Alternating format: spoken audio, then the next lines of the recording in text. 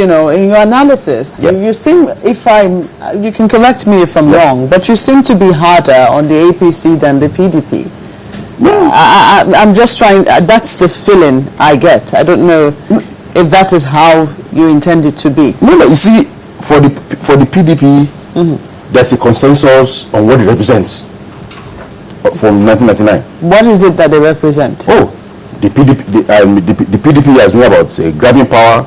You know, when it started with power to the people was their slogan. And then they drove the people. And then continue with power. And so, but there's a group that say, we are different. We are the progressives. We are for the people. But gradually, you know, the line began to thin out. So if I seem to be more to be harsher on the group, is because of the pretense of the years to claim to be what they are not. Okay. So to that extent, it's a question of, like I said earlier on, that look, to my mind, what you have today is nothing but PDP1 and PDP2. Okay, so you're saying that they are really not different, and you just want one party to shed that pretense of that, and say that they too are about power. I remember that once we had Governor Egbeshola here, and we asked him, you know, just what this was about. I mean, what politics was for, and he was very blunt about it. He said it was about power. I mean, I think we're a little taken aback, and maybe we had expected fancy answers like development and what have you, but it seemed that, you know, at the end of the day, really, politics is about getting power. And a host of people have criticized your position for not getting their act together, because it would seem that, yes, the PDP has said they want power, and that is, you know, what they have gone for. For 14 years, it would seem that they have had it. Some people are saying, why can't the opposition get their act together and see how they can rest it? Do they permanently wish to be in a position? Because it would seem that from their forces, they could never provide a balance of some sort to the PDP. Do you see that happening now? Well, it's not going to happen, because the only way you can, they could have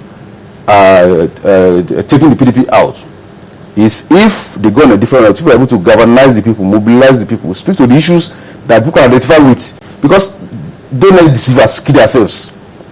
Any party that will take the ruling party in Nigeria out of power must come on a different program and platform, and must be able to galvanize the people for people to seek out change. But when you take half of the PDP and you match and you see a packing change, Odumakin, is that possible? Because I was going to ask you, from where do you recruit those people, those minds that you've talked about that can come and change things? Because the way it is now, it seems that we have a circle. So it's either once upon a time Mr. A was in this place and the swap roles, or the other one comes in here and he goes in there. Even when we try to see a formation of a new political movement, it's still almost from aggrieved people that have left some of these existing parties. So if you talk about change and you're saying you were looking for the, in your words, the real progressives, from where do you get them from? Well, because we seem to have accepted what late Chibolagi described the 5 parties under Abacha, the 5 fingers of the same leprous hands. Is in terms of what we are, like I said, you know, when you look at the core of the leading parties, the parties now, they are same characters from that Babangida core that was unleashed on the policies in the late 80s and early 90s. And so, therefore, in those days of a little bit to the left and a little bit to the right, and you have seen a situation where the major personnel in the SDP, NRC thing are the people at the forefront now. So to that extent, you cannot expect any change from within that core. The change that will come, we have to definitely come from outside it. And so all they are doing now is permutation, grabbing, position for power, and power not to serve the people, but power for their own interests. And you can see it clearly between 1999 and now. You have the gulf between the politicians and the people. So you agree on this? You painted a picture earlier of people who stood for something, but because of the decadence, they pulled away, they left. Now, how do you think we'll move forward? Sulaiman's question: where do we recruit from? Now, but let's leave the recruitment. Where are those people who stood for something, and why would they leave? How can we move forward if those that will stand are not willing to stand anymore? Well, it's, you see, like I said, you see, until we're able to free our politics from the present rot, that will say the question of we need the present system that we run in Nigeria alienates the people and disempowers them.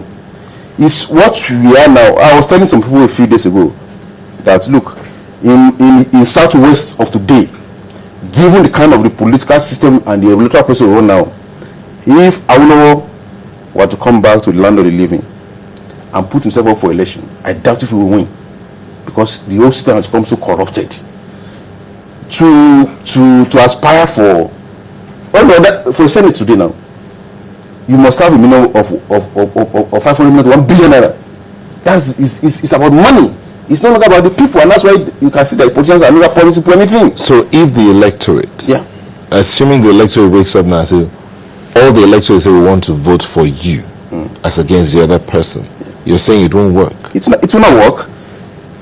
I mean, it was like I think it was Stalin who once said that those who vote don't count like those who count the votes.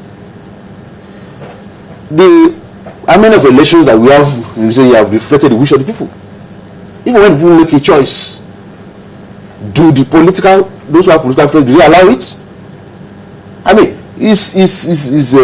I mean, people are shouting about what happened in Anambra recently, and I was laughing because the same people who are shouting about what happened in Anambra 3 years ago in this Lagos, a local government election was conducted.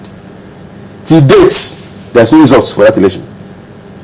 So in such situation, politics is no longer about the people. It's about the politicians once they take a territory and do whatever they like with it. Look at all the political parties across the board. Wherever they hold local elections, that any party for opposition has won a seat.